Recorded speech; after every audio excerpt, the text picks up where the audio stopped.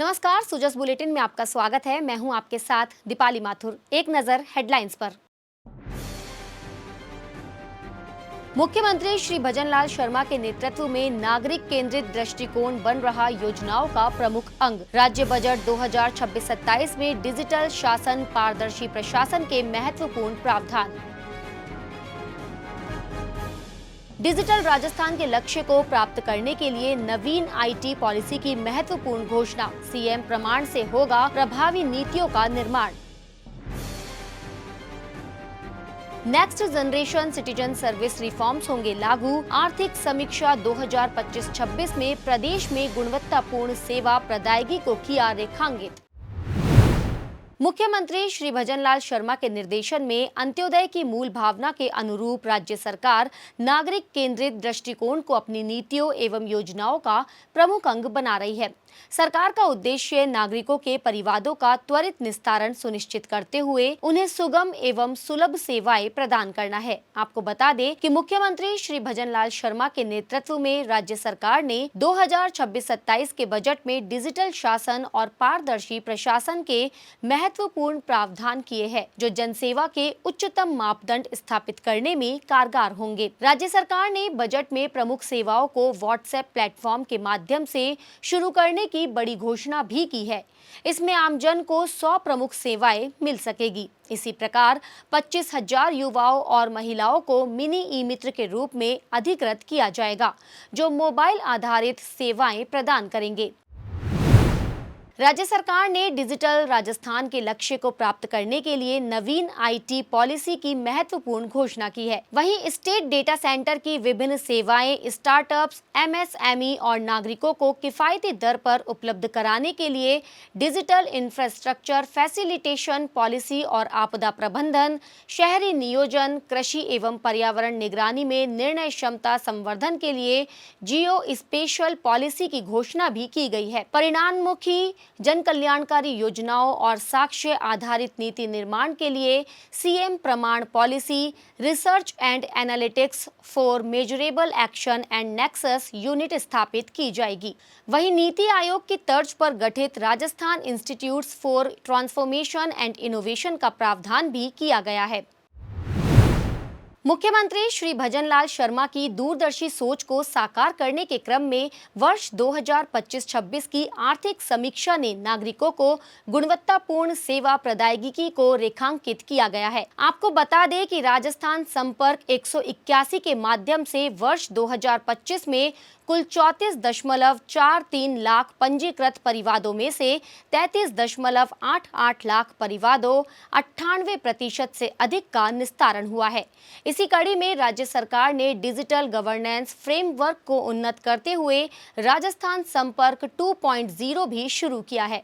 वहीं डिजिटल सेवाओं के माध्यम से किसानों के सामाजिक और आर्थिक जीवन में बड़ा बदलाव आ रहा है। इसी के साथ राज किसान साथी पोर्टल के जरिए दिसंबर 2025 तक किसानों को कुल 3,566 करोड़ रुपए की डीबीटी का हस्तांतरण किया जा चुका है।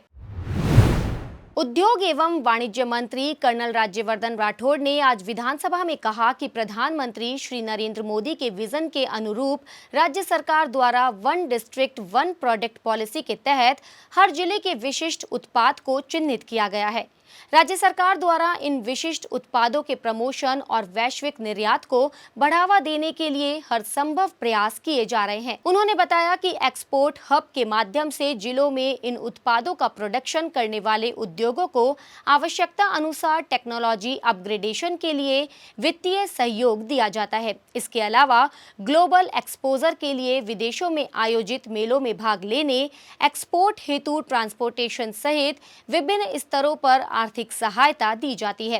कर्नल राठौड़ ने बताया कि एक्सपोर्ट हब के लिए राज्य सरकार द्वारा वर्ष 2025-26 में लगभग 36 करोड़ रुपए का वित्तीय प्रावधान किया गया है।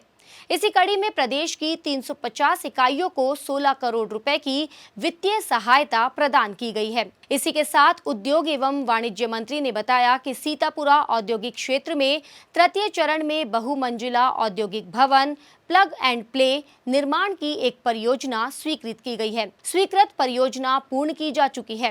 अध्यक्ष महोदय, सरकार के विगत 3 वर्षों में औद्योगिक विकास से संबंधित प्रमुख घोषणाओं को वर्षवार विवरण परिशिष्ट अ पर संलग्न है। खंड 2 औद्योगिक क्षेत्र सीतापुरा तृतीय शरण में बहुमंजिला औद्योगिक भवन that is plug and play निर्माण की एक परियोजना स्वीकृत की गई थी।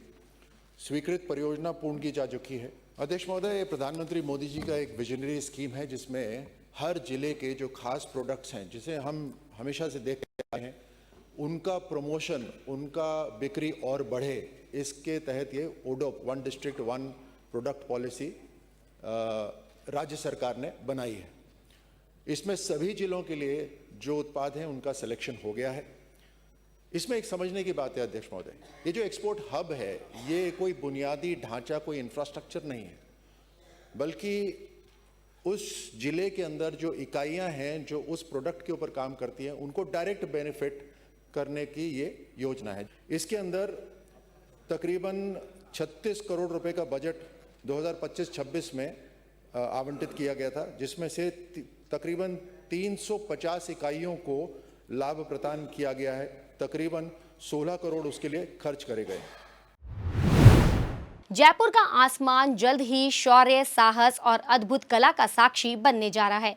भारतीय वायुसेना की प्रसिद्ध सूर्य किरण एरोबेटिक टीम 20 और 22 फरवरी को जलमहल के ऊपर भव्य एयर शो का प्रदर्शन करेगी। ये आयोजन जयपुर वासियों को भारतीय वायुसेना की शक्ति, समर्पण और अनुशासन का अद्वितीय अनुभव कराएगा। साल 1996 में स्थापित सूर्य किरण टीम भारतीय वायुसेना की आधिकारिक एरोबेटिक डिस्प्ले टीम है, जिसने देश और विदेश में भारत की ताकत और कौशल का प्रदर्शन किया है।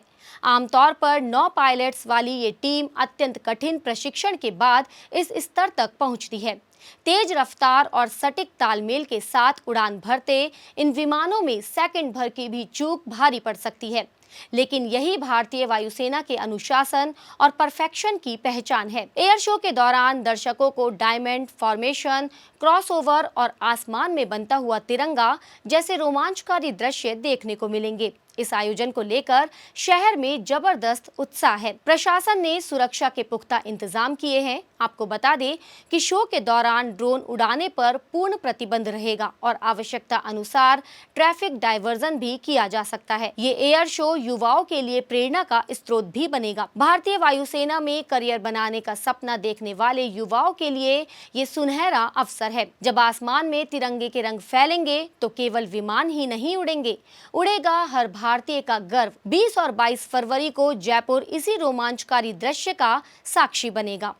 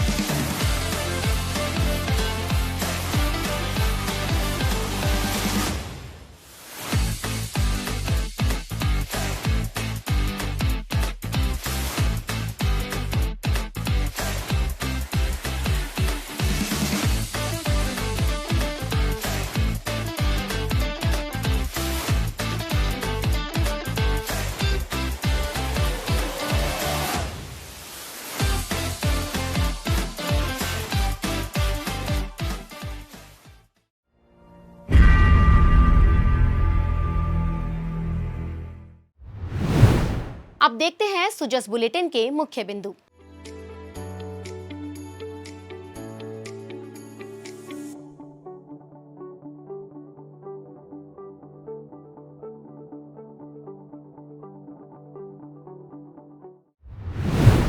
सुजस बुलेटिन में फिलहाल इतना ही। फिर होगी आपसे मुलाकात, तब तक के लिए नमस्कार।